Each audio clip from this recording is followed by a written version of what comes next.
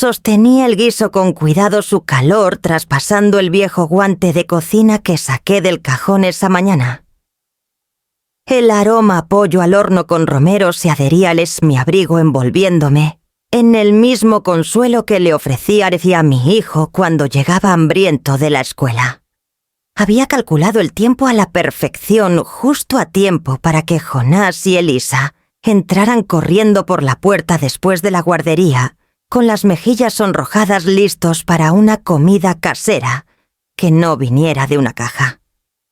Antes de que pudiera tocar el timbre, mi celular vibró. Un mensaje breve iluminó la pantalla. «Por favor, no vengas. Acabamos de limpiar».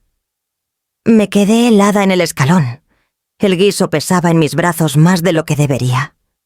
Mis ojos repasaron las palabras como si pudieran transformarse en algo menos cruel, pero no, el mensaje seguía allí, frío y definitivo. La luz del porche se reflejaba en el cristal junto a la puerta.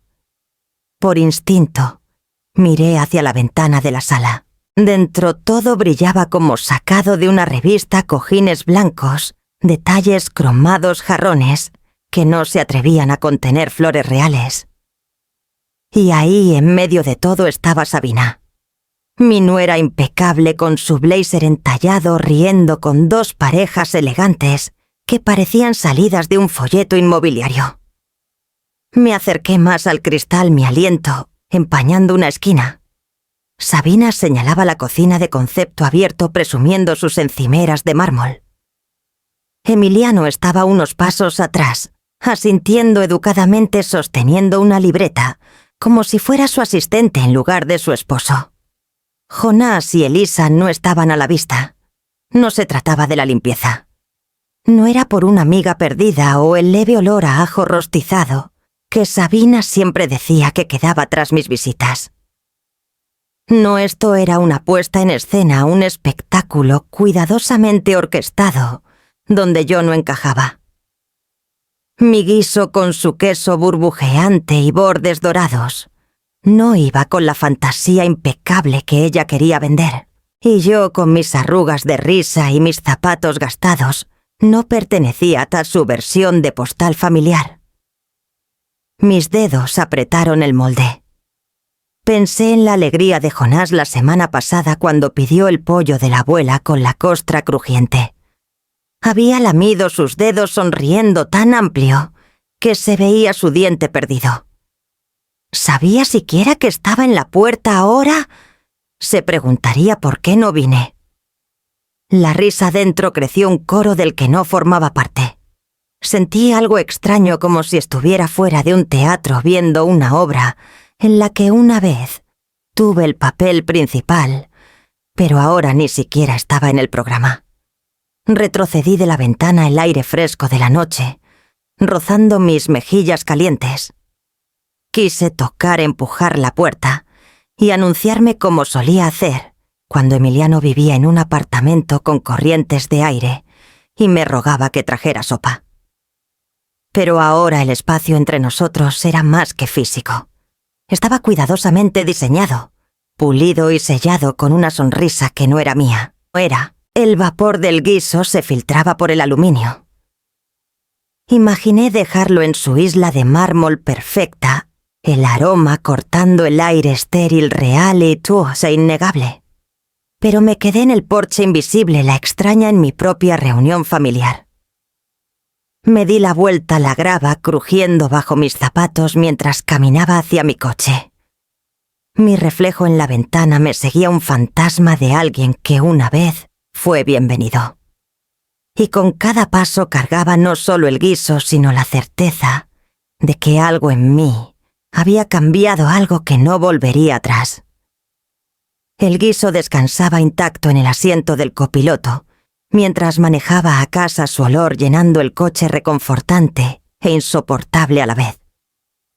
Mis dedos se aferraban al volante rígidos por el frío, y por algo más antiguo, algo que vivía en mis articulaciones desde hace décadas. Estas manos habían cargado más que comida, habían sostenido años enteros de lucha. Recuerdo el primer invierno después de que el padre de Emiliano se fue. El calentador del apartamento traqueteaba como la tos de un anciano nunca lo bastante fuerte para mantener el frío afuera. Emiliano tenía solo 2 años demasiado pequeño para entender por qué lo abrigaba con suéteres por la noche, o por qué su cuna estaba pegada a mi cama. Él apretaba mi pulgar con su puñito, y juré que nunca lo dejaría sentirse abandonado, aunque eso significara perderme a mí misma. De día trabajaba en el mostrador de admisiones del Hospital San Rafael, registrando pacientes con voces roncas de dolor. De noche limpiaba pisos en clínicas privadas, el cloro quemándome la piel, hasta que mis nudillos se agrietaban. Aprendí a vendarme las palmas solo para seguir trabajando sin sangrar en el agua del trapeador. Pero sin importar cuán agotada estuviera, las mañanas eran nuestras. Preparaba el almuerzo de Emiliano con sándwiches cortados a mano y dejaba una nota dentro: «Sé valiente hoy. Te quiere mamá». Cuando traía exámenes de ortografía con estrellas doradas, los colgaba sobre el fregadero para verlos mientras lavaba platos, prueba de que los sacrificios valían la pena. La decisión más difícil llegó cuando Emiliano cumplió 8 años y suplicó aprender piano. Las clases costaban 500 pesos a la semana, más de lo que a veces gastaba en comida. Estudié los números hasta que se volvían borrosos, luego eliminé todo lo que no era esencial. Cosí mis propias faldas, dejé de comprar café en la esquina y tomé turnos nocturnos extra. Mi cuerpo protestaba, pero su alegría silenciaba cualquier dolor. Los jueves por la tarde, me sentaba en una silla de plástico dura en el pasillo del conservatorio, mientras Emiliano tocaba escalas detrás de una puerta cerrada. Mis párpados caían, pero luego venía la melodía de «Para Elisa», primero titubeante, luego más fluida con las semanas. Cada nota era una promesa. Si seguía resistiendo, su mundo sería más grande que el mío. Guardé todos sus programas de recitales en una caja de zapatos junto con las tarjetas de cumpleaños que hacía con papel de cuaderno doblado. A la mejor mamá decía una con un dibujo de mí sosteniendo un sartén. Su letra era torcida, su dibujo torpe, pero era mi galería de tesoros. Hubo momentos que solo yo vi. El día que montó su bicicleta sin rueditas tambaleándose por la banqueta rota, mientras corría a su lado con los brazos abiertos. El día de su graduación de preparatoria, con la toga deslizándose de su cabeza, buscando mi mirada entre la multitud.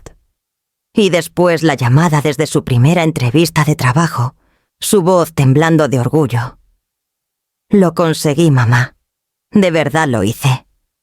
Cada arruga en mis manos está tejida con esos recuerdos. Estas manos cocinaron, remendaron y aplaudieron hasta quedar en carne viva.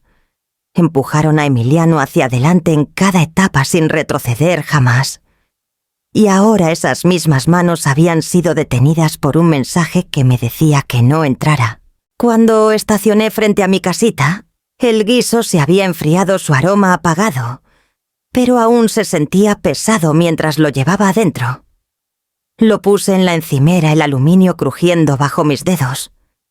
Mis palmas latían con el recuerdo del cloro, las notas de piano y todos los años en que el amor fue mi única moneda. Me senté en la mesa de la cocina mirando mis manos. Habían construido una vida, pero de repente no estaba segura de si Emiliano o alguien más aún podía leer el lenguaje escrito en ellas. Y mientras estaba ahí con el silencio apretando las paredes, me di cuenta de que mi historia con Sabina y Emiliano apenas comenzaba a desenredarse.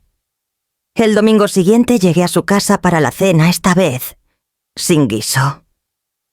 Me dije que sería diferente, que tal vez Sabina y había enviado ese mensaje, apurada, que quizás Emiliano no se había dado cuenta de cómo me había herido. Me puse una blusa azul marino que no usaba en años y llevé un pastel de limón de la panadería de la esquina. Algo sencillo, no casero, para no desordenar su cocina. Al entrar, el olor a cera de limón y lavanda me golpeó, no el aroma de comida. Todo relucía como si nadie viviera realmente ahí. Jonás y Elisa corrieron a abrazarme, y mi corazón se aligeró por un momento, sus pequeños brazos apretándome la cintura. Su alegría era real, sin pulir lo único que se sentía intacto por la perfección de Sabina. Nos reunimos en el comedor, una mesa larga puesta como en una revista, platos con borde dorado, servilletas de lino dobladas en forma de cisnes. Sabina revoloteaba cerca de las sillas indicando a Emiliano que sirviera agua, recordando a los niños que no tocaran nada hasta que todos estuvieran sentados. Noté en la pared detrás de ella un nuevo arreglo de fotos enmarcadas. Al principio mis ojos se calentaron al ver a Jonás con su uniforme de fútbol, a Elisa con su tutú, a Emiliano sonriendo con un traje impecable. Pero al acercarme contuve el aliento. Un marco mostraba la fiesta de cumpleaños de Jonás del año pasado. Recordaba ese día claramente, estaba junto a Emiliano, mientras Jonás soplaba las velas, mi mano en su hombro.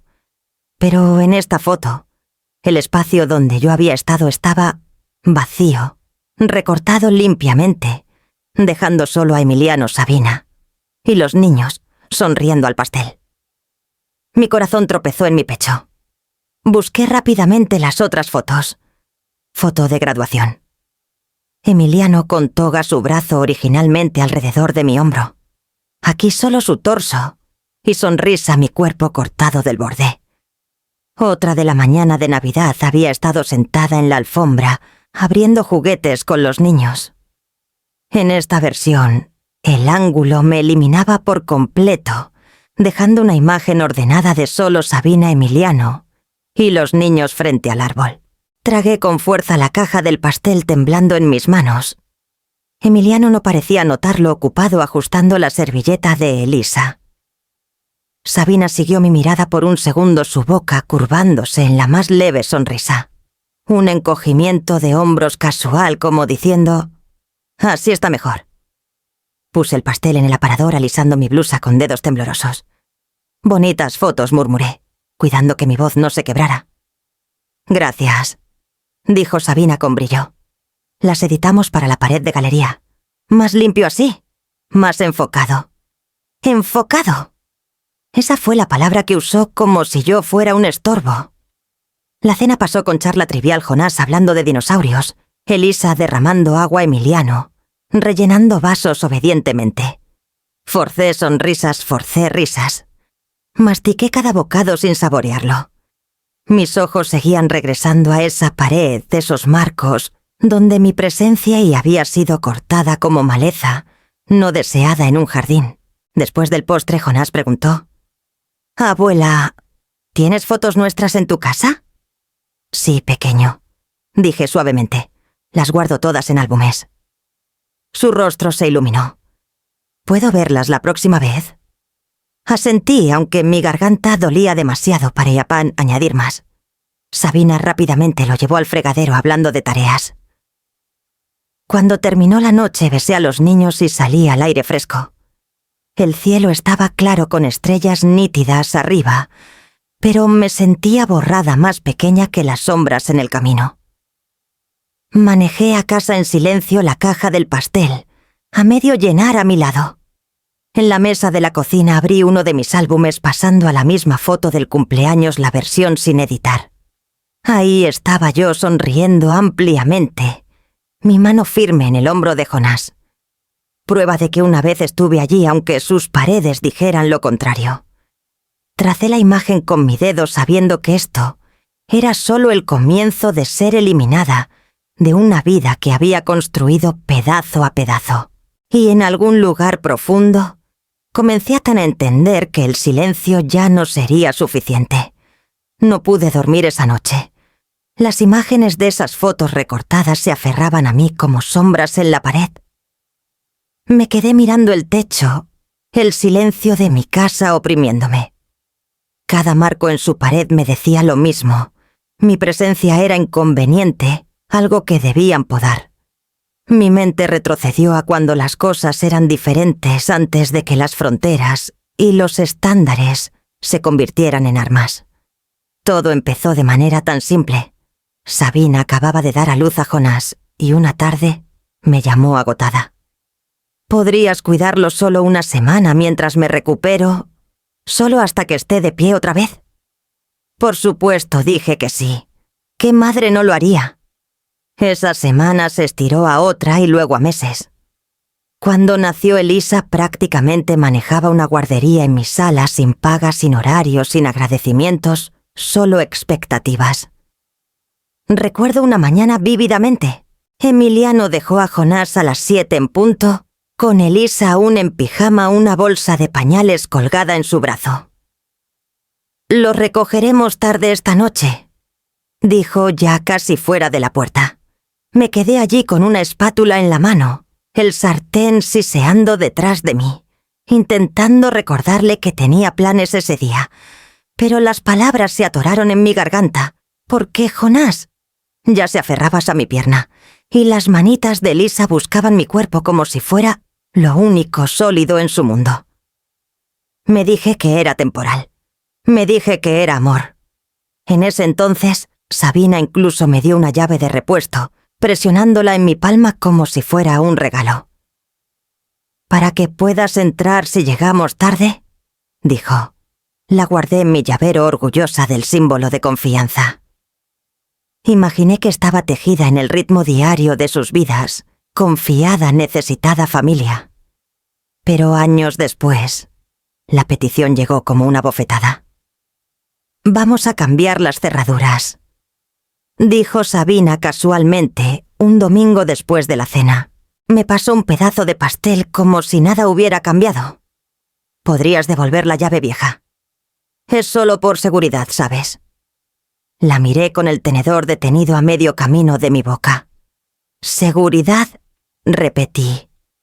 «Sí», dijo con ligereza. «El vecindario está cambiando y solo queremos ser cuidadosos con quien tiene acceso». ¿Cuidadosos? Como si yo fuera una eta amenaza. Como si mis manos que habían acunado a sus bebés y doblado su ropa no fueran de fiar. Emiliano miró su plato masticando lentamente, sin atreverse a intervenir. Mis dedos buscaron torpemente en mi bolsa hasta que encontré la llave, el bronce cálido por años de uso. La puse en la mesa junto a su plato. El pequeño tintineo contra la porcelana se sintió como el corte de un lazo que no había sabido que era frágil.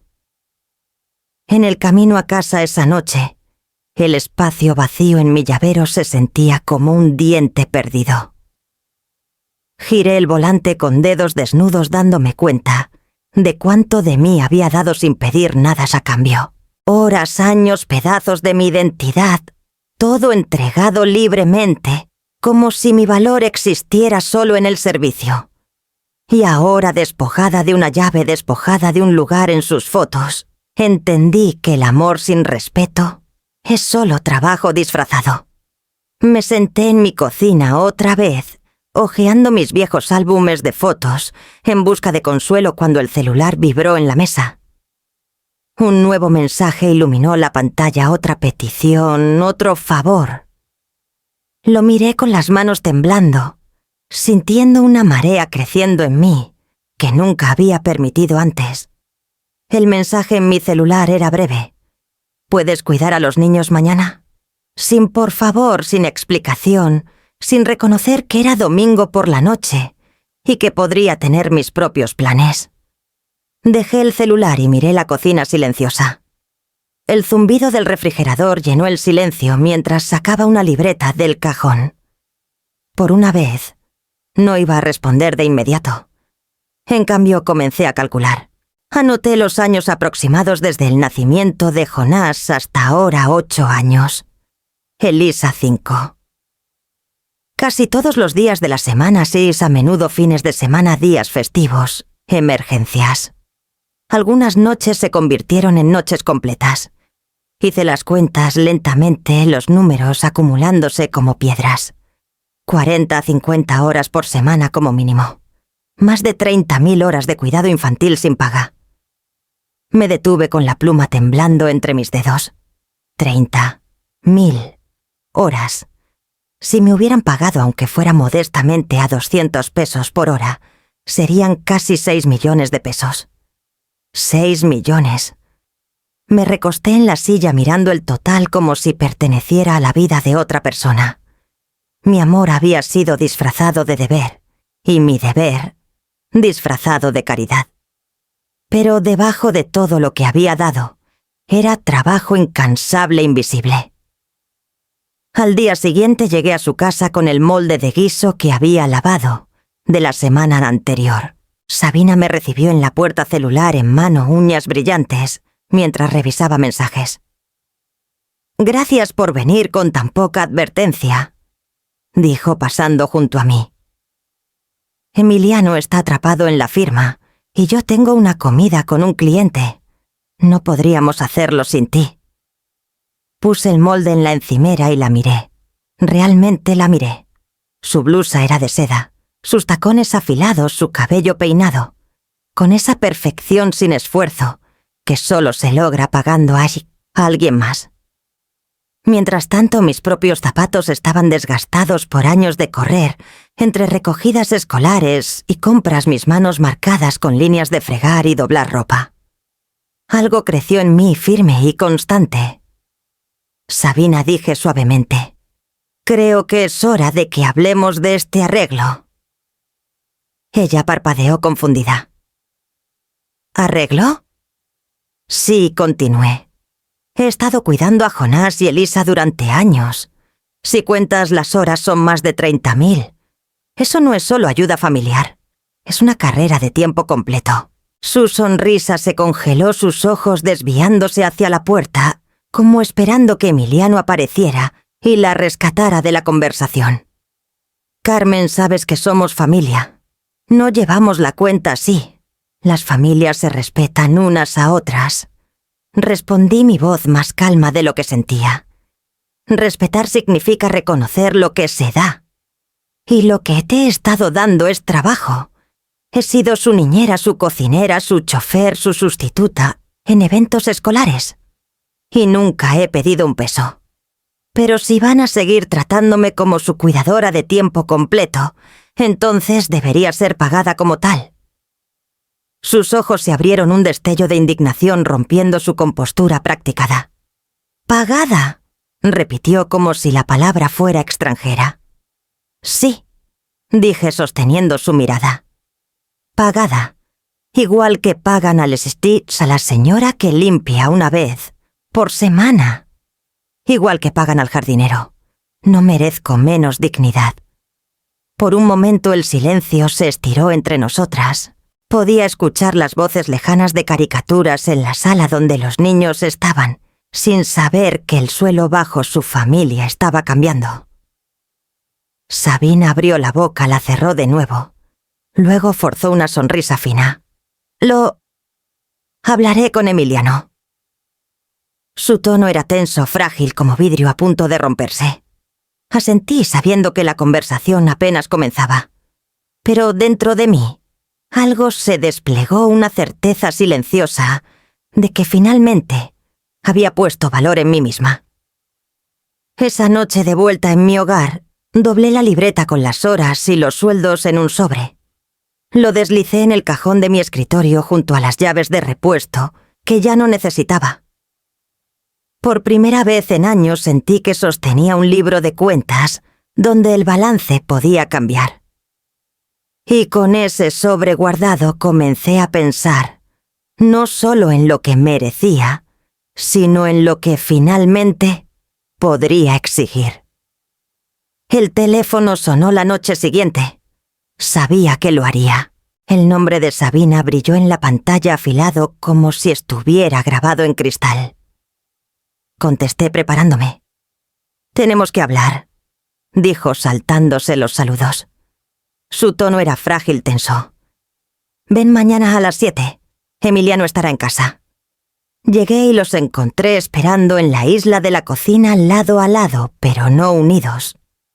Los brazos de Sabina estaban cruzados sobre su pecho, sus uñas tamborileando contra su manga. El rostro de Emiliano estaba tranquilo, casi demasiado tranquilo, como si hubiera ensayado la neutralidad frente al espejo. Sabina atacó primero. No puedo creer que estés exigiendo dinero de nosotros, de tu propio hijo. Puse mi bolsa en la mesa y sostuve su mirada. No exigí. Dije que si quieren que siga cuidando a los niños a tiempo completo debería ser compensada, como el trabajo de cualquiera. Ella dio una risa cortante, más ladrido que humor. Eres su abuela Carmen. Las abuelas no mandan facturas. Ayudan. Dan. Eso hace la familia. La familia también se respeta, respondí suavemente. ¡Respeto! Su voz se alzó astillándose contra las paredes. ¿Tienes idea de lo egoísta que suena esto? Después de todo lo que te hemos dado, vacaciones, cenas, un lugar en la vida de nuestros hijos, ¿y tú le pones precio? Sus palabras cortaron, pero la herida no sangró como antes. Pensé en la libreta en mi cajón, en las 30.000 horas anotadas con tinta, en cómo todo ese tiempo había sido invisible. Emiliano finalmente carraspeó. Mamá, tal vez podamos encontrar un punto medio. Me giré hacia él buscando al niño que una vez me suplicaba que me quedara a su lado durante las tormentas, que apretaba mi mano, entrando a su primer recital de piano. Pero el hombre frente a mí no me miró a los ojos. Su mirada estaba fija en la encimera pulida e impecable, reflejando las luces del techo, pero nada de la historia entre nosotros. Su silencio decía más que cualquier palabra. Me decía que estaba sola en esto. No estoy pidiendo lujos. Continué mi voz firme, aunque mi corazón latía con fuerza. Pido ser tratada con justicia. Si fuera una extraña entrando por esa puerta me pagarían sin dudarlo. Sabina golpeó la palma en la encimera. No eres una extraña. Se supone que amas a estos niños incondicionalmente. Se supone que estás cuando te necesitamos. Eso hacen las abuelas. Sus palabras resonaron en el aire. Se supone. Se supone. Algo en mí cambió. Durante décadas había sido todo lo que se suponía que debía ser esposa abnegada, hasta que mi esposo se fue madre incansable criando a Emiliano, sola abuela invisible llenando cada hueco. Y aún así nunca era suficiente. No dije una palabra. Simple final. Sabina parpadeó como si no hubiera oído bien. La cabeza de Emiliano se alzó. No, repitió Sabina incrédula. No, dije de nuevo más fuerte esta vez. No seguiré haciendo esto gratis. Y no seguiré dejando que me traten como una conveniencia. Si eso me hace egoísta, que así sea. El silencio cayó denso y sofocante. Emiliano se frotó las sienes atrapado entre la mirada furiosa de su esposa y mi resolución. Pero no dijo nada. Tomé mi bolsa, la colgué al hombro y caminé hacia la puerta. Mis pasos se sentían más pesados que piedra, pero más firmes que en años. Al cerrar la puerta detrás de mí, escuché la voz de Sabina alzándose de nuevo, afilada y furiosa, pero las palabras se desdibujaron en nada. Lo que llevaba conmigo era el eco de mi propia voz, firme, sin temblar. Y por primera vez en mi vida aún no se sintió como libertad. El aire nocturno me recibió con un escalofrío mientras bajaba por su entrada, la calle silenciosa, las estrellas tenues sobre el brillo de las luces del porche. Mi corazón dolía, pero bajo el dolor había algo nuevo, algo que se sentía como el comienzo de una verdad diferente. Pensé que el silencio duraría más. Después de mí no imaginé días, tal vez semanas de espacio, antes de que llegara la próxima herida. Pero el golpe llegó más rápido de lo que esperaba, no en susurros o discusiones, sino a través del brillo cegador de una pantalla de celular. Fue Marisol, una vieja colega del hospital, quien llamó primero. Carmen, ¿has visto la publicación de Sabina? Su voz era vacilante, como cuando alguien está a punto de decirte una verdad que no puedes ignorar. No lo había visto claro. Usaba mi celular más para llamadas y algún mensaje ocasional. Pero Marisol lo leyó en voz alta. Bendecida por haber encontrado una niñera profesional tan confiable, tan perfecta para nuestro estilo de vida. No podría pedir más. Sus palabras cayeron sobre mí como fragmentos de vidrio. Confiable, perfecta, profesional.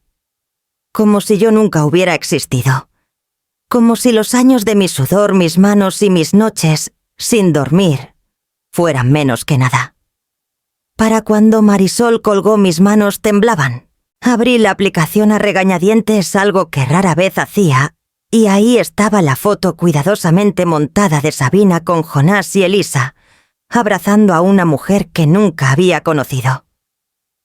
Sus sonrisas eran radiantes, su ropa impecable, el pie de foto lleno de semiotes, emojis de corazones y halos.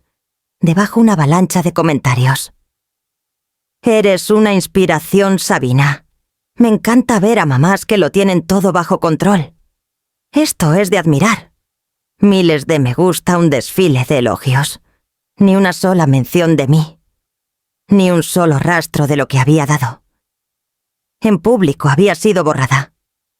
Me quedé mirando el brillo hasta que mis ojos ardieron. El trabajo de mi vida había sido reducido a una ilusión digital, una actuación curada para que los extraños la aplaudieran. Y luego, como si el cuchillo no se hubiera hundido lo suficiente, llegó el giro. Esa noche mi celular vibró de nuevo. Un mensaje de Beatriz, otra vieja amiga que siempre fue mejor con la tecnología que yo. Carmen, necesitas ver esto. Capturas de pantalla adjuntas. Las abrí lentamente con el corazón latiendo fuerte. Era un chat grupal Sabina con dos de sus amigas. Las palabras eran crudas, escritas con la crueldad casual de quienes creen que nadie más las leerá. Por fin nos deshicimos de Carmen. Gracias a Dios. Ya no soportaba esa vibra anticuada. Además, Emiliano y yo hemos estado hablando mejor, sacarla de la conversación sobre la herencia, ahora antes de que se complique. Sacarme. La conversación sobre la herencia.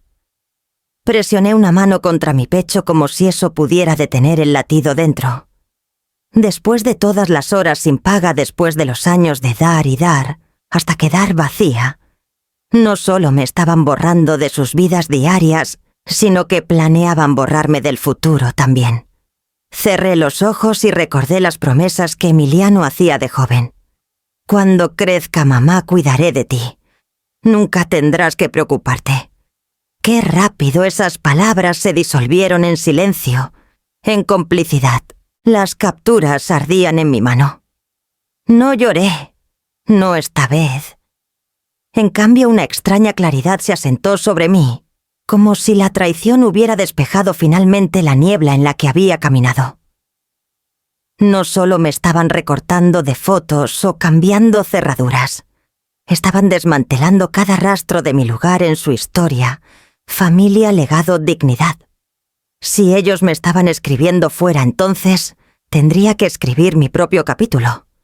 No en su casa, no en sus cuentas, no en sus publicaciones brillantes. En algún lugar que fuera mío. Doblé las capturas impresas que Beatriz dejó después esa semana y las guardé en el mismo sobre donde tenía mi conteo de horas sin paga. Prueba, evidencia y tal vez combustible. Al cerrar el cajón esa noche me di cuenta de algo inesperado. El borrarme podía doler, pero también podía limpiar la página. Y tal vez, solo tal vez, estaba lista para empezar a escribir una nueva historia con mi nombre en la cima. Las capturas vivían en el cajón de mi escritorio, pero su peso me oprimía incluso con el cajón cerrado. Por las noches me encontraba despierta repitiendo las palabras de Sabina, sacarla de la conversación sobre la herencia. No solo estaban borrando mi pasado, estaban conspirando para borrar mi futuro. Algo se endureció dentro de mí. Si mi valor para ellos se medía solo en utilidad o en bienes, Entonces era hora de salir de su libro de cuentas. Por primera vez en mi vida invertiría en mí misma. A la mañana siguiente llamé a Félix Marroquín. Félix había sido mi colega hace décadas cuando trabajaba como administradora en el Hospital San Rafael. Él había construido una respetable práctica legal, pero nunca perdió la calidez que lo hacía un ancla en mis primeros años. Carmen dijo al contestar su voz grave pero firme. Me preguntaba cuándo llamarías. ¿Qué tienes en mente? Quiero comprar algo, dije. Una casa. No solo un lugar para vivir, sino un lugar que sea mío. Seguro. Intocable. Estuvo callado un momento, luego respondió. Está bien, pero si vas en serio tenemos que hablar de lo que es seguro. Nada de decisiones impulsivas. Nos reunimos esa tarde en una cafetería cerca del juzgado. Félix trajo una carpeta gruesa con papeles gráficos, análisis de mercado, recomendaciones. Siempre fue minucioso. Entre tazas humeantes me explicó los básicos.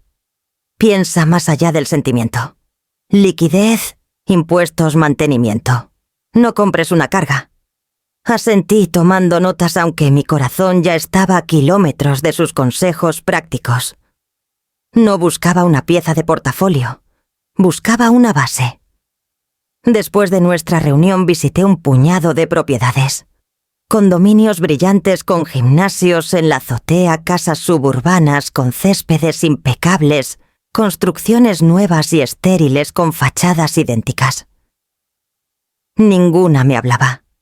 Cada una se sentía como el sueño de alguien más, no el mío. Luego, un jueves lluvioso, encontré un anuncio de una venta de sucesión. Una casa histórica al borde de la ciudad valuada en 45 millones de pesos, su precio reducido por años de descuido y la urgencia del acuerdo. Manejé para verla con los limpiaparabrisas luchando contra la tormenta. La casa se alzaba al final de una calle bordeada de árboles, su ladrillo desgastado pero orgulloso, las ventanas anchas mirando como ojos sabios. El letrero afuera estaba torcido, la lluvia, manchando su pintura desvaída. Dentro el polvo cubría los pisos de madera y el papel tapiz se desprendía como piel cansada. Pero podía sentir algo vivo en esas paredes. En el vestíbulo colgaba una placa de bronce deslustrada, Dr. Elías Hurtado, 1912. Mi pecho se apretó. El doctor Hurtado había sido uno de los fundadores de la Junta Médica en San Rafael, su nombre grabado en los primeros registros del hospital. Recordé estudiar sus notas durante mis años como administradora, maravillada por su atención meticulosa a la dignidad de los pacientes. Parada allí, casi podía escuchar el eco de pasos ordenados, el murmullo de voces serias, el aroma antiséptico y esperanza. Esta casa había llevado la medicina en sus huesos. Y la medicina me había llevado toda la vida. Caminé por cada habitación lentamente, pasando la mano por los barandales, escuchando el crujido de las escaleras. La casa estaba golpeada pero no derrotada igual que yo. No vi decadencia, sino posibilidad, risas en el salón, luz del sol, derramándose por los pisos pulidos, estantes llenos de libros y fotos, mis fotos sin recortar ni borrar. Para cuando regresé al vestíbulo, mi decisión estaba tomada. Esto no era solo una propiedad, era prueba, una puerta que nadie podía quitarme. La agente inmobiliaria, sorprendida por mi certeza, preguntó si quería tiempo para pensar. Negué con la cabeza. No, prepara los papeles. La compro. Al salir a la lluvia, la casa se alzaba detrás de mí no como ruina, sino como comienzo, y en el ritmo de las gotas cayendo, sentí el primer latido débil de la dignidad reconstruyéndose, ladrillo a ladrillo. Los papeles se firmaron un lunes por la tarde, en un día fresco cuando el cielo parecía recién lavado. La pluma del notario rasgó la línea final, y así la casa era mía. No de Emiliano, no de Sabina, no de nadie para discutir mía. Cuando la agente deslizó las llaves por el escritorio sentí un temblor en mis dedos. No eran nuevas ni pulidas, solo 2 llaves de bronce, en un llavero sencillo, el metal opaco por los años. Pero su peso en mi palma era más grande que cualquier juego de llaves que hubiera sostenido. Cargaban historia, y ahora me cargaban a mí. No manejé directo a la casa. Primero fui a casa, puse mi bolsa en la mesa y abrí el cajón del escritorio, donde guardaba mi sobre con las horas sin paga y las capturas de pantalla. Puse una de las llaves de bronce dentro, doblé el papel alrededor y susurré en voz alta como haciendo un voto. No para intrusos, solo para el respeto. Era la primera vez en años que me daba una regla que no era sobre sacrificio, sino sobre dignidad. Esa noche caminé por la casa lentamente encendiendo las luces, habitación por habitación. Las motas de polvo flotaban en el aire, pero no me molestaban. Cada crujido de las tablas del piso se sentía como un saludo. Me paré en el salón trazando el contorno donde alguna vez debieron colgar retratos, e imaginé qué pondría ahí la foto de boda de mis padres. Emiliano de niño en su recital de piano, incluso instantáneas de mí en la cafetería del hospital, con el cabello recogido, la sonrisa cansada pero orgullosa. Prueba de una vida vivida. En la cocina pasé la mano por las encimeras desgastadas por décadas de comidas preparadas. Pensé en todos los guisos que había llevado a la casa de Emiliano, los platos que habían sido rechazados, y supe que esta cocina acogería comidas solo para quienes valoraran las manos que las hicieron. El dormitorio de arriba, aunque vacío, parecía exhalar paz. Imaginé cortinas ondeando con la brisa del verano, libros apilados en una mesita de noche, una lámpara brillando suavemente en la oscuridad. Una habitación que no me pediría nada más que descanso. Por primera vez no sentí necesidad de disculparme por querer un espacio propio. No imaginé a Jonás y Elisa derramando juguetes por el piso, ni la voz afilada de Sabina resonando desde la habitación contigua. El silencio me pertenecía y se sentía sagrado. De vuelta en mi departamento puse la segunda llave de bronce en una almohadilla de terciopelo, dentro del cajón de mi escritorio, junto a la que ya estaba en el sobre. Cerré el cajón lentamente, dejando que el cerrojo encajara. Mis manos se detuvieron ahí firmes.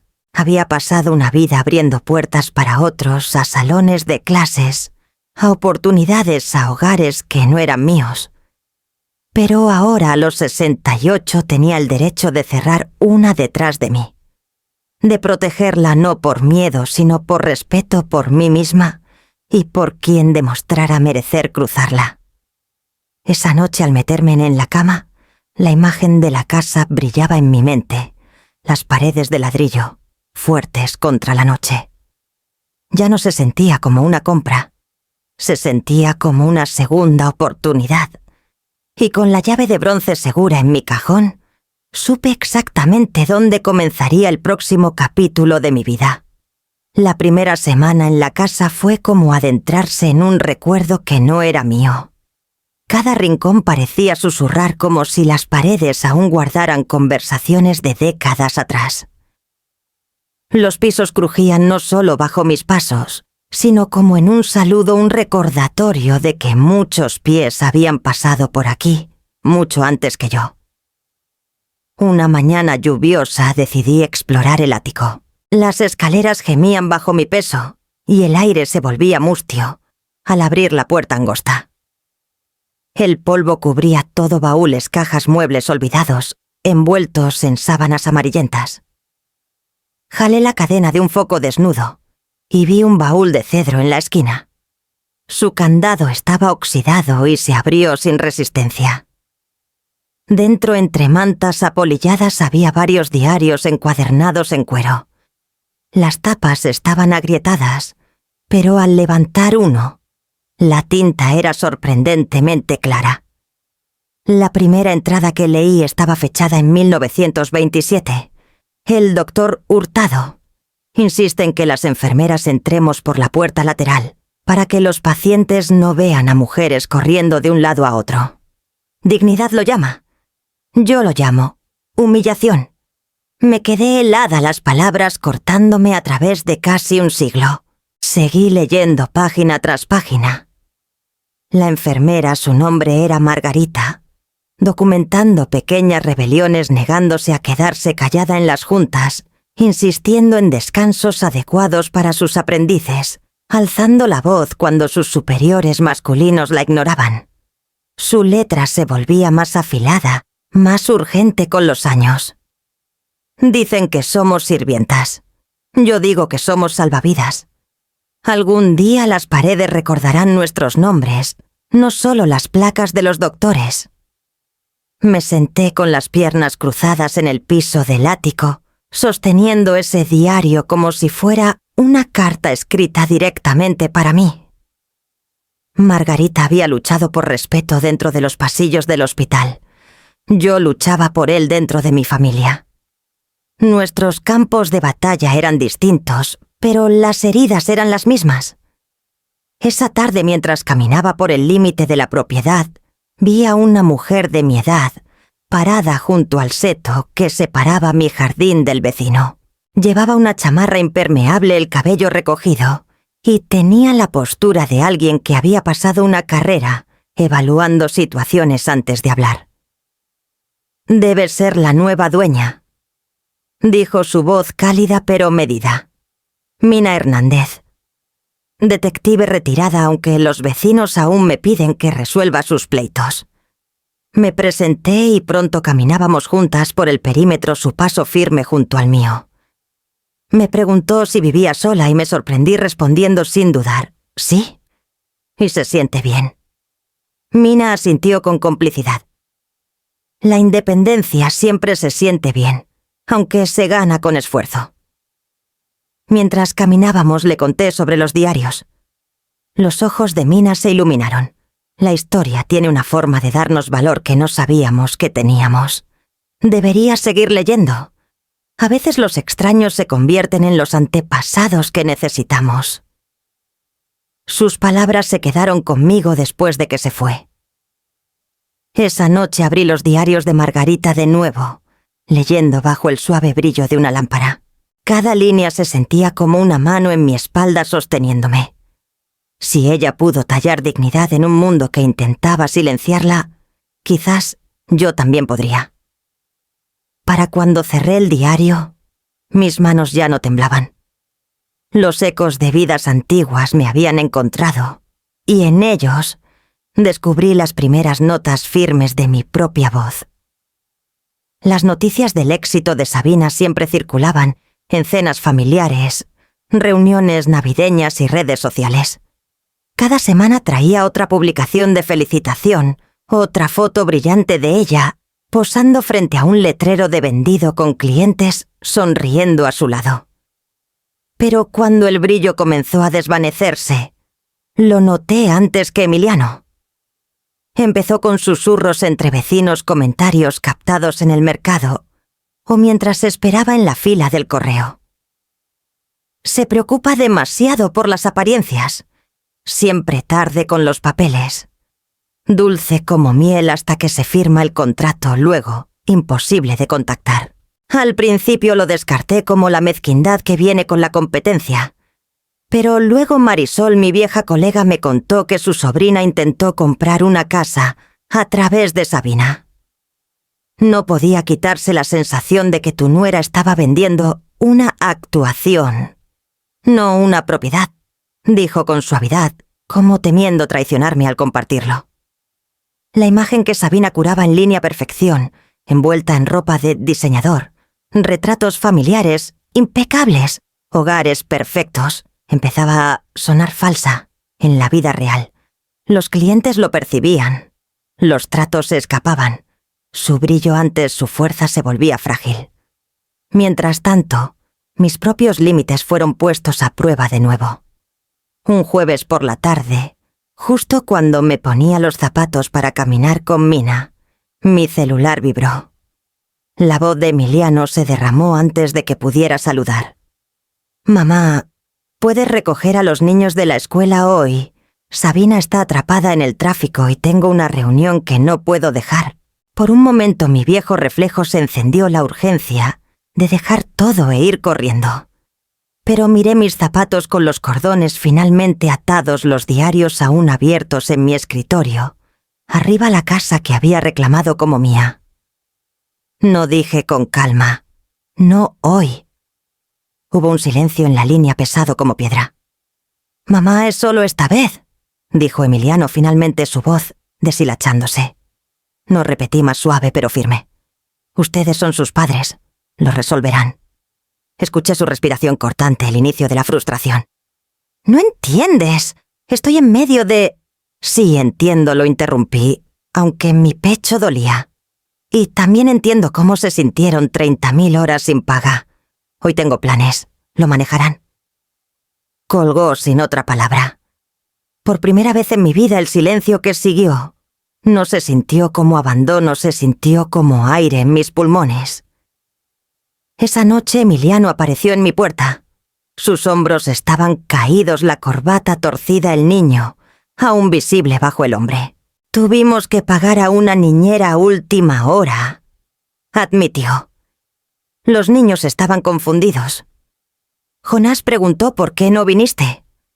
Tragué con fuerza, mis manos temblando contra la taza de té que sostenía. «Porque no es mi trabajo estar siempre», dije suavemente. Sus ojos titilaron, divididos entre comprensión y dolor. «No sé cómo manejar cuando dices que no. Aprenderás», le dije, y por primera vez sentí la verdad de eso. Él tendría que hacerlo. Cuando se fue noté el cansancio grabado en su rostro. El mundo perfecto de Sabina se agrietaba su matrimonio, tensándose bajo la superficie. No lo dijo directamente, pero podía sentir el tirón en él, el niño que alguna vez dependió de mí para todo ahora, dándose cuenta de que no sería la red para atraparlo más. Cerré la puerta detrás de él, apoyándome en ella por un largo momento. La llave de bronce en mi escritorio parecía latir como un corazón en el silencio, recordándome que la dignidad, una vez reclamada, no podía devolverse. Y mientras la noche se profundizaba, supe que las grietas en la fachada impecable de Sabina eran solo el comienzo. El siguiente fin de semana, Jonás y Elisa vinieron a quedarse conmigo por primera vez en la casa nueva. Emiliano había llamado tentativo, como si no estuviera seguro de que aceptaría. Lo sorprendí diciendo que sí, pero en mis términos los niños vendrían a mí, no al revés, y no habría cambios de última hora. Cuando sus pequeños cuerpos cruzaron la puerta principal, la casa exhaló. Había estado esperando sus voces, pasos que no fueran solo los míos. Jonás corrió directo a las escaleras, sus tenis chirriando en la madera, mientras Elisa giraba en el vestíbulo, sus risas resonando contra el techo alto. «Abuela, ¿podemos hacer galletas?», preguntó Elisa, ya tirando de mi mano. «Claro», dije, y los llevé a la cocina. Sacamos harina, azúcar y chispas de chocolate. Até paños de cocina en sus cinturas como delantales, aunque apenas se quedaban en su lugar. Pronto la harina espolvoreaba cada superficie, cubriendo el cabello de Jonás y pintando las mejillas de Elisa como pintura de guerra. No lo regañé. En cambio reí, dejando que el desorden cayera donde quisiera. Cuando salió la primera bandeja dorada e irregular, Jonás tomó una antes de que se enfriara, pasándola de mano en mano. «La mejor de todas», declaró con la boca llena. Elisa asintió, sus ojos grandes de aprobación. Las migajas se esparcieron por el piso, pero solo las aparté con el pie. Para esto era una cocina. Más tarde sacamos pinturas lavables que había comprado solo para ellos. «¿De verdad podemos?», preguntó Jonás, sus ojos agrandándose cuando le di un pincel y señalé la pared vacía del solario. «Sí», dije, «pero solo esta pared». Chillaron de alegría. Jonás pintó rayas azules audaces hasta donde podía alcanzar mientras Elisa hacía círculos rosas y amarillos cerca de los zócalos. Para la tarde la pared parecía una tormenta de color salvaje e imperfecta, pero viva. Sus pequeñas manos dejaron manchas donde se apoyaron demasiado cerca, y Elisa estampó sus huellas en una línea que marchaba por abajo, como una firma secreta. Me quedé atrás observándolos, mi corazón hinchándose de una manera que no había sentido en años. Esta casa que había cargado tanto silencio y polvo estaba viva otra vez. No con fotos curadas o perfección montada, sino con ruido y manchas, y la evidencia de la alegría. Cenamos estilo picnic en el piso de la sala con platos de papel en las piernas. Jonás derramó jugo. Elisa dejó caer un fideo y lo dejé pasar. La alfombra podía limpiarse. Lo que importaba era el sonido de sus risas agudo y real, llenando la casa, hasta que parecía que las paredes vibraban con él. Esa noche, cuando los arropé en la habitación de huéspedes bajo colchas que saqué del almacén Jonás, susurró adormilado: «Abuela, me gusta más tu casa. Es divertida. Elisa ya medio dormida», murmuró. «Huele a galletas». Besé sus frentes arropándolos cerca. «Eso es porque esta es una casa para vivir», dije suavemente, aunque ya estaban en sueños. Después de que se durmieron, bajé las escaleras. Las encimeras de la cocina estaban pegajosas de azúcar, el piso lleno de migajas, y la pared del solario era un caos de colores. No sentí la urgencia de fregar o pulir. En cambio, me hundí en una silla y dejé que el desorden me rodeara como prueba de algo sagrado. La casa ya no pertenecía al polvo y el silencio. Pertenecía a memorias en construcción, a una alegría que se atrevía a dejar huellas. Y mientras estaba allí escuchando el sonido apagado de mis nietos respirando arriba, supe que la vida que estaba construyendo en estas paredes apenas comenzaba a sonar más fuerte. El lunes, después de que Jonás y Elisa se quedaran conmigo, desperté con 3 llamadas perdidas y una cadena de mensajes de Emiliano, cada uno más frenético que el anterior. «Mamá, ¿puedes llamarme, por favor? Sabina necesita que cuides a los niños. Hoy es urgente. ¿Dónde estás?» Había visto los mensajes la noche anterior, pero no respondí. Ya no era mi responsabilidad saltar cada vez que llamaban. Les había dicho que no, y lo dije en serio. A media mañana supe lo que mi silencio había costado. Sabina había organizado una muestra con una pareja adinerada, uno de esos clientes soñados de los que presumía sin parar. Pero cuando su niñera canceló, asumió que yo intervendría. Se fue a la cita de todos modos con los niños a cuestas, esperando poder manejarlo todo. La historia me llegó en fragmentos, primero por la voz vacilante de Emiliano, al teléfono, y luego por susurros que se esparcieron más rápido de lo que ella podía contener. Jonás había tirado un jarrón de vidrio en el vestíbulo de los clientes.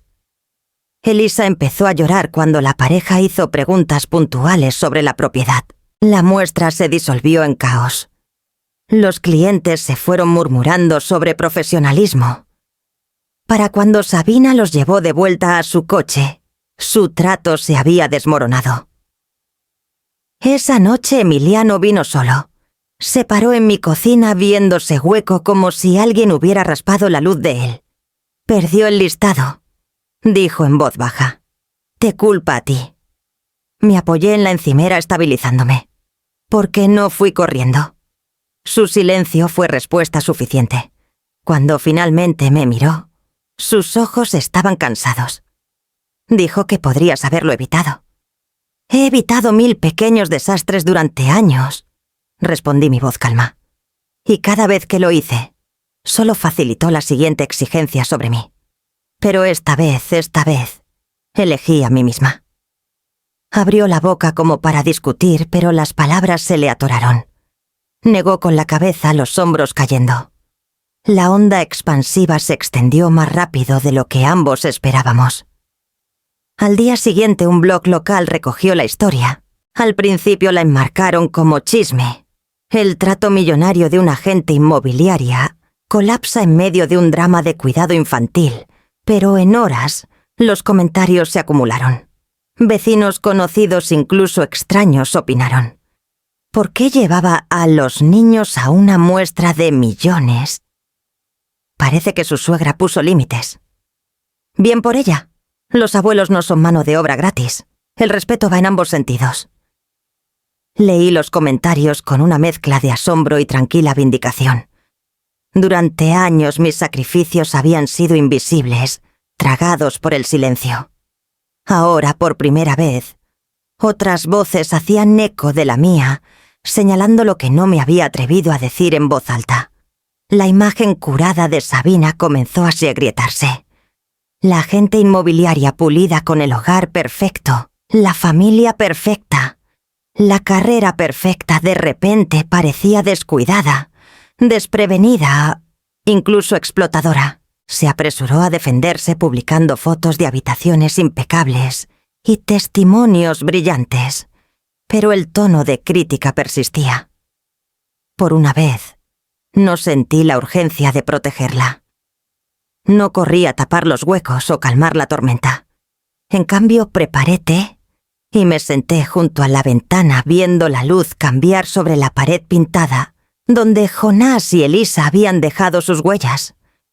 Esas manchas significaban más que todos los retratos brillantes de Sabina juntos. Eran imperfectas, reales y vivas todo lo que su versión de escaparate de la familia nunca podría ser. Emiliano llamó de nuevo esa noche. Su voz era baja, deshilachada en los bordes. No sé cómo arreglar esto, admitió. No puedes arreglarlo por ella, le dije suavemente. Tendrá que enfrentar las grietas ella misma. Hubo una larga pausa antes de que dijera casi para sí mismo. Tal vez todos tendremos que hacerlo. Después de colgar me senté en la casa silenciosa, la llave de bronce pesada en mi bolsillo. La comunidad empezaba a ver la verdad, pero la verdad tiene una forma de exigir más una vez que sale a la superficie. Y supe que la tormenta estaba lejos de terminar. Cuando el chisme finalmente se asentó en silencio, llamé a Félix. Contestó al segundo timbre, su voz áspera pero alerta, como si hubiera estado esperando mi jugada. Necesito poner las cosas por escrito, dije. Bien, respondió sin dudar. Hagamos claro dónde están los límites. A veces un contrato es el único idioma que la gente respeta. 2 días después estaba sentada frente a él en su oficina, un espacio lleno de libros que olían levemente a polvo y cuero. Félix ajustó sus lentes y sacó una libreta amarilla. Dime exactamente qué quieres. Las palabras salieron más fácil de lo que esperaba. Visitas programadas, no llegadas sorpresa. Cuidado de niños solo cuando se acuerde antes y se pague justamente. No más llaves de repuesto repartidas sin mi permiso. Comunicación respetuosa. No mensajes que me traten como empleada. Y sobre todo reconocimiento de que mi lugar en esta familia no era decoración opcional, sino ganado, con años de amor y sacrificio. Félix escribía sin pausa, asintiendo a cada punto. Lo llamaremos los términos de la abuela, dijo con una sonrisa seca. Lo bastante pegajoso para que ni Sabina pueda alegar confusión. Reí aunque mi pecho estaba tenso. Ver mis pensamientos transformados en cláusulas y párrafos los hacía reales. Durante tanto tiempo había confiado en una confianza tácita, solo para verla colapsar. Ahora la confianza tendría una columna vertebral. Cuando el borrador estuvo listo, Félix lo deslizó por la mesa. No necesitas que firmen para que esto importe, dijo. Esto es para ti. Pero si firman es un compromiso que no pueden torcer fácilmente. Sostuve los papeles en mis manos, la tinta negra firme contra las páginas crema. Se sentía como una armadura, no contra el amor, sino contra su mal uso. Ese domingo invité a Emiliano y Sabina a mi casa. Puse la mesa de forma sencilla, sin adornos, sin gestos para impresionar. Jonás y Elisa jugaban arriba mientras los tres nos sentábamos en el comedor, la pila de papeles ordenada en el centro. «He escrito lo que necesito de ahora en adelante», comencé. Mi voz era calma pareja. No para alejarlos, sino para asegurar que lo que doy sea respetado. Los ojos de Sabina se entrecerraron. Términos repitió como si la palabra fuera amarga. «Sí», dije, «los términos de la abuela». Emiliano tomó los papeles primero. Sus manos temblaron ligeramente mientras leía las líneas. Observé sus ojos titilar primero confusión, luego reconocimiento y finalmente algo más pesado. Sabina no se molestó en leer. Cruzó los brazos y bufó. «Esto es ridículo. Las familias no usan contratos. Las familias no deberían necesitarlos», respondí suavemente. «Pero aquí estamos». Emiliano carraspeó. «Mamá». Esto es razonable. Sus palabras eran suaves, cuidadosas, pero cayeron como piedras en la habitación silenciosa. Sabina se giró hacia él, su rostro enrojeciendo. «¿No estás hablando en serio? ¿La dejarías dictar cómo vivimos nuestras vidas?» No dijo lentamente, «pero puedo dejarla dictar cómo vive la suya». El silencio que siguió fue más afilado que cualquier discusión. No presioné, no supliqué. Simplemente dejé los papeles en la mesa, crucé las manos y esperé. Cuando se fueron 1 hora después, el documento seguía allí sin firmar.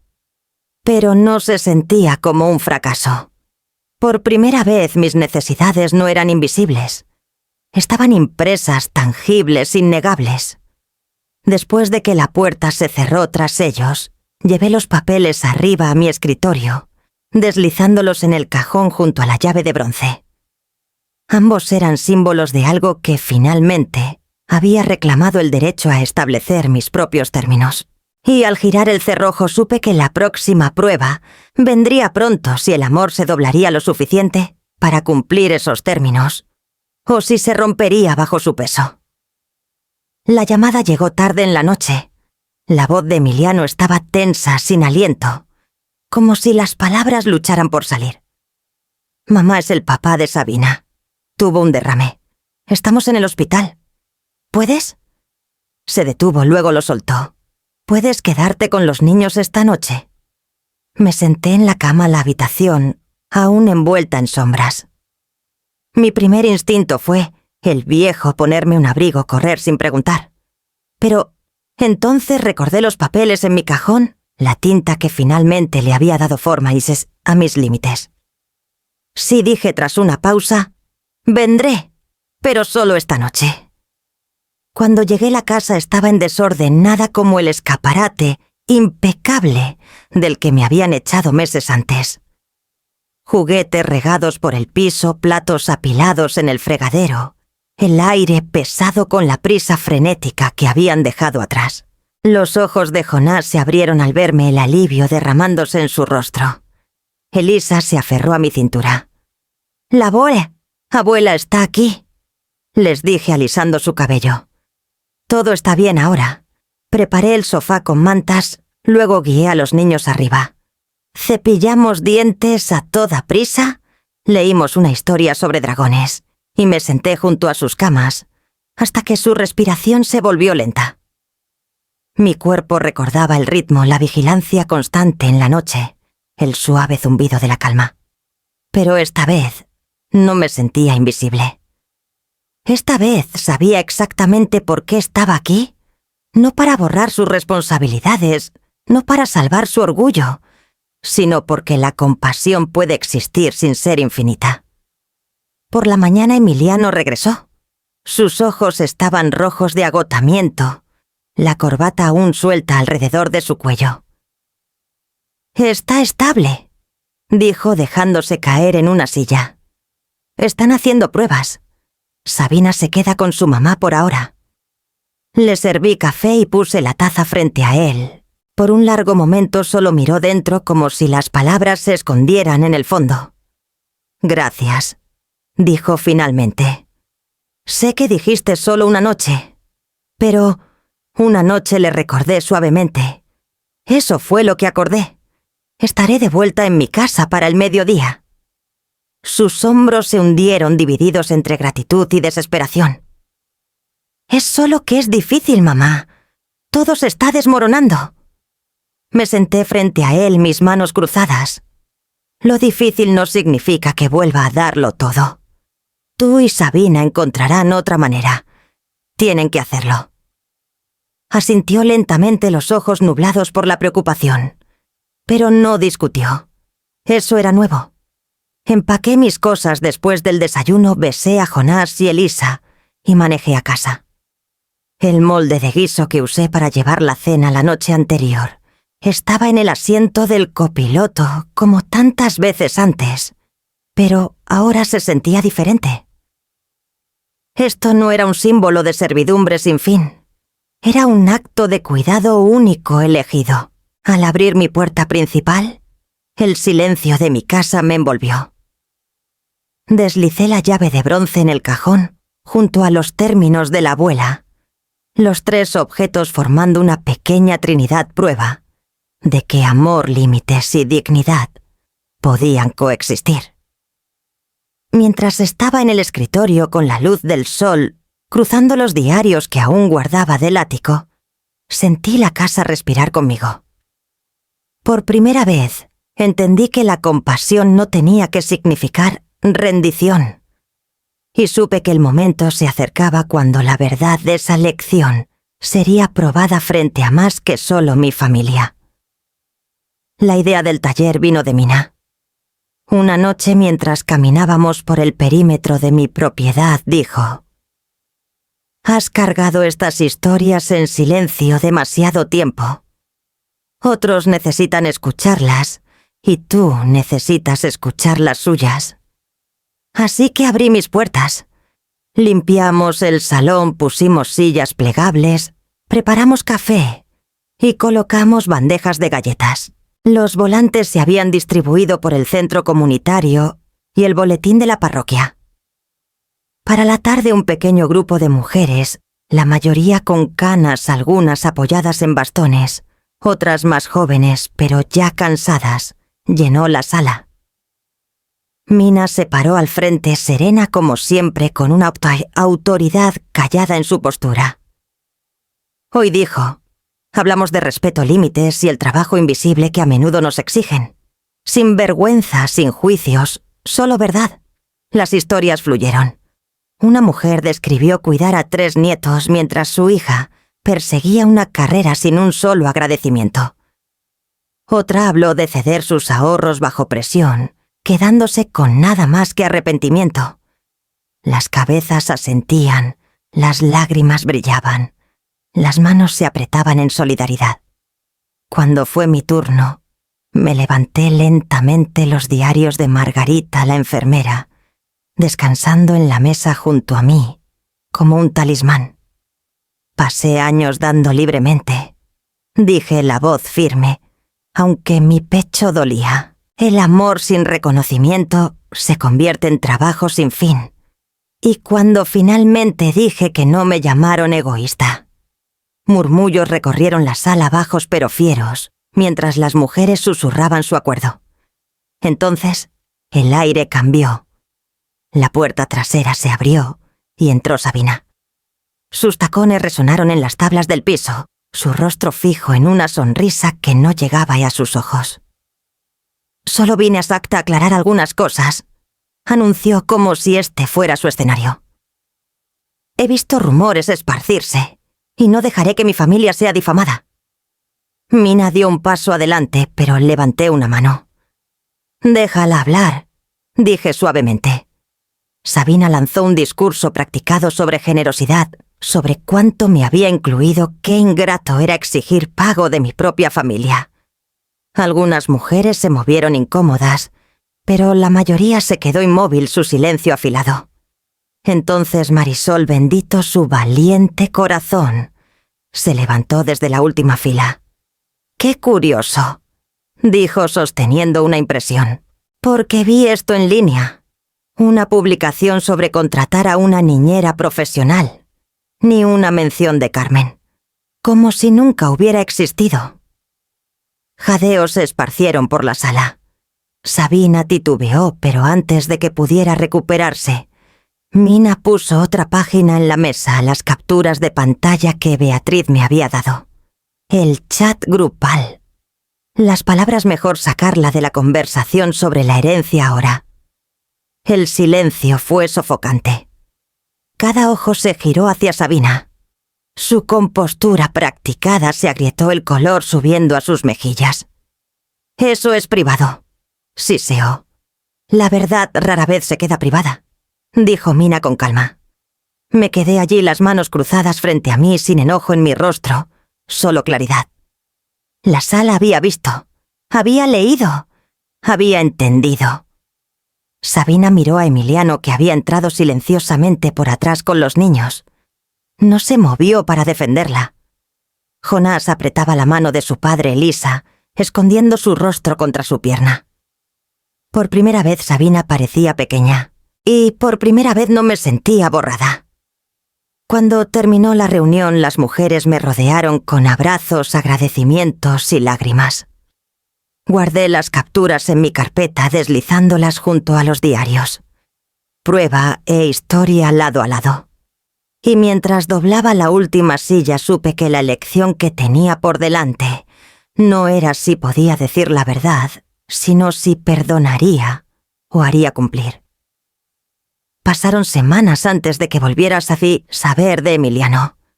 No fue una llamada desesperada ni un mensaje lleno de peticiones, solo un texto que decía: «Los niños y yo queremos visitarte. Sin agenda. Solo nosotros». Cuando llegó el día, escuché el toque antes de verlos. La voz pequeña de Jonás llamó: «Abuela, te trajimos algo». Abrí la puerta y encontré a Emiliano sosteniendo un ramo sencillo de margaritas.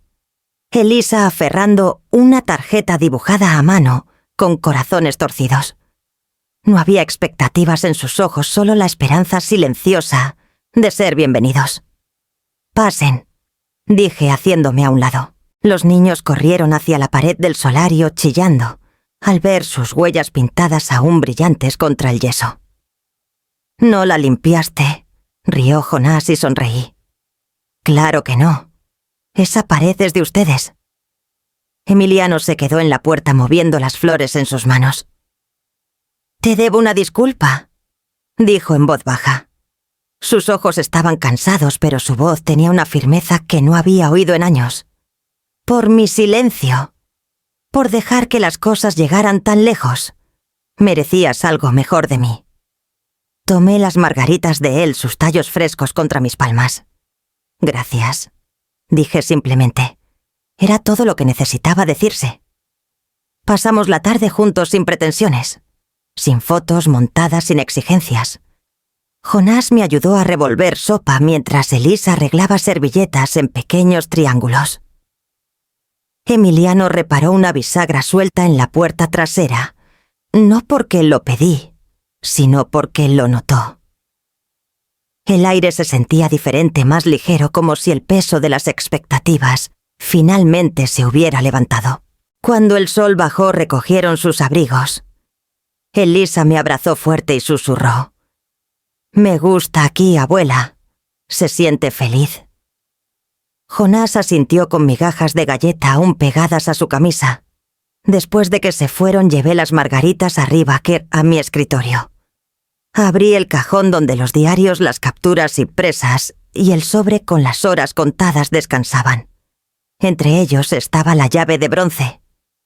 La tomé sintiendo su peso frío en mi mano, el símbolo de todo lo que había reclamado.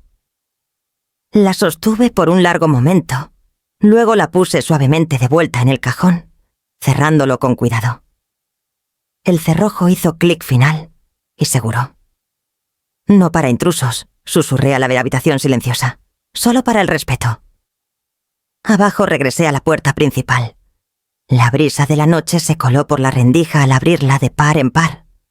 La casa detrás de mí ya no estaba silenciosa ni en sombras. Era mía cada crujido de las tablas, cada esquina desordenada, cada eco de risa. Y esta vez la puerta se quedó abierta, no porque estuviera obligada, sino porque lo elegí. En mis términos. Siempre. En mis términos.